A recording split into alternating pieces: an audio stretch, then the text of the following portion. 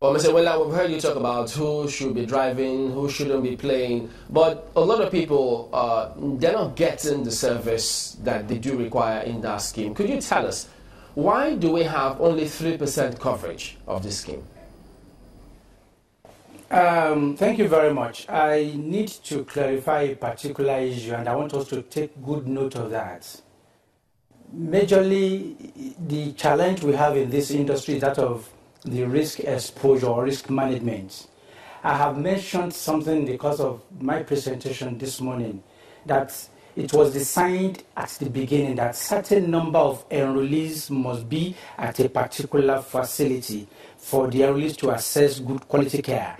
Don't forget the fact that the health insurance scheme we are here to discuss about this morning was designed majorly to provide qualitative healthcare, to make healthcare affordable, to make healthcare accessible. So if that was the main purpose, then it behoves that the regulator should regulate, first of all, the number of facilities. Should also ensure that what was meant to be done was done. And that is to ensure that reasonable volume of enrollees are at each facility. I tell you, we've been inundated with quite a lot of challenges too with the HMOs. I tell you, if not for the HMO, we probably wouldn't be talking about health insurance in this country today.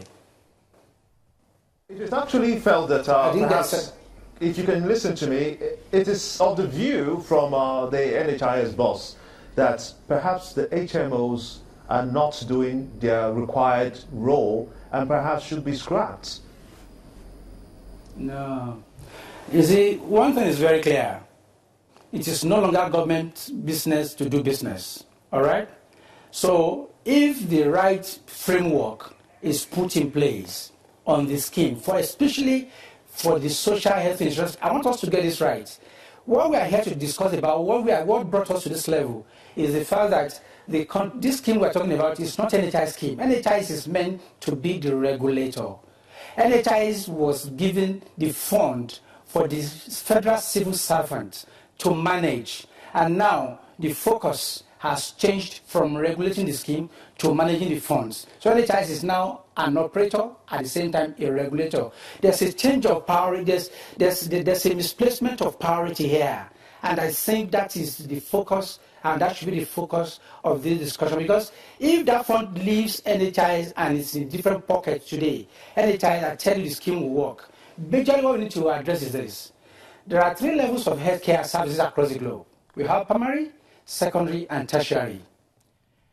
As we speak today, the bulk of the enrollees, the federal government enrollees that we're talking about here, are warehoused by the teaching hospitals across the country. Now, if you get to any teaching hospital, as we speak today, they have some of them have well over 20,000 enrollees. And by design, those teaching hospitals are meant to be strictly referral centers. So what the ideal thing for the scheme to do, for the regulator to do, is to regulate the systematic spread of the enrollees across the primary healthcare providers, such that that reasonable volume that was meant to achieve or to be achieved is achieved. And thereafter organize proper stakeholders meeting for the key stakeholders, the healthcare providers and the HMOs. For everyone to know that this scheme is built on utilizing the fund of those that does not fall sick to treat those that will fall sick. Mr. Ewenla, let's talk about those who fall sick. I mean, for a lot of people, I just asked them on Twitter now, are you registered in HMO and how has service delivery been? For a lot of them, they say once the illness is more than malaria, then you begin to get stories. They call your HMO, it takes forever for them to pick up their phone calls. When they do pick up their phone calls, they sound like they're doing you a favor. And this is not something that they're bringing from out of the blues. What do HMOs have to say for themselves on this one? Let me clarify this. The federal civil servant scheme that we are here to talk about this morning, there's a standard healthcare package that was developed for the federal civil servant. It's a customized package based on their 10% contribution from the government and 5% from them. All right? Now, that particular scheme was designed to run basically using generic medication. Generic medication is not inferior to branded medication. That's clear. The other issue is the fact that Mostly, when enrollees get to the facility, I agree that the level of awareness may be low because majority may not even know what they are entitled to. All right? That is the responsibility of the health maintenance organizations and that of the NHIs because it's a collaborative thing. But majorly, the HMOs are meant to be there for their enrollees. Are you denying that? No, I've said that. Just listen. Just a moment, because you have put certain blame squarely on, the NHIS, and you pointed out the faults of the NHIS. But what responsibility or what fault is the HMOs, or what faults are they taking on? The fault of the HMO is meant to be there 24/7 for the enrollees. And I tell you, it is the responsibility of the HMO to ensure that the enrollees have unhindered access to quality care, always. So the call center of the HMO must be open and running. And I want to tell you, if there's any HMO that is found culpable on that platform, that is not performing, I've said it severally, and even at this public hearing, I said it yesterday, it's not as if there are no faults. Let's get it right. There are a lot of challenges. But that does not mean to say that we have to throw away the baby with the bathwater. No. So if there's no HMO, just quickly round off this one. You say if there's no HMO with 24-hour center running, what should happen? That HMO is not supposed to be in operation before seasons. Well, that's where we'll have to leave it. We have to thank you most kindly, Mr. Lekan Ewenla, for coming on Sunrise City. He is the Publicity Secretary of HIMCAN, which is the Health and Managed Care Association of Nigeria. Sunrise City continues about now in Lagos. It's back to you, Chamberlain. Well, yes, indeed. And we've got Dr. Umar Sanda, who is a National President, Healthcare Providers Association of Nigeria. Good morning and thank you for joining us. We've heard from the NHIS and the HMO.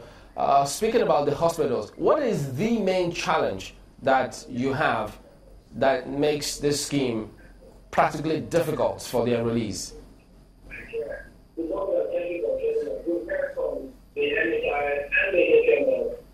Speaking about the hospital, what is the main challenge that you have that makes this scheme practically difficult for the enrollees? Mr. Chamberlain, good morning. Good morning, Nigerians. I think I should tell you when you talk about enrollees, when you talk about providers, it includes doctors, pharmacists, nurses, laboratory technicians, laboratory scientists, and all health professionals in Nigeria. So we, the providers, are on the receiving end of this. In fact, we are the bedrock of health insurance in Nigeria. We are the major stakeholders in this program.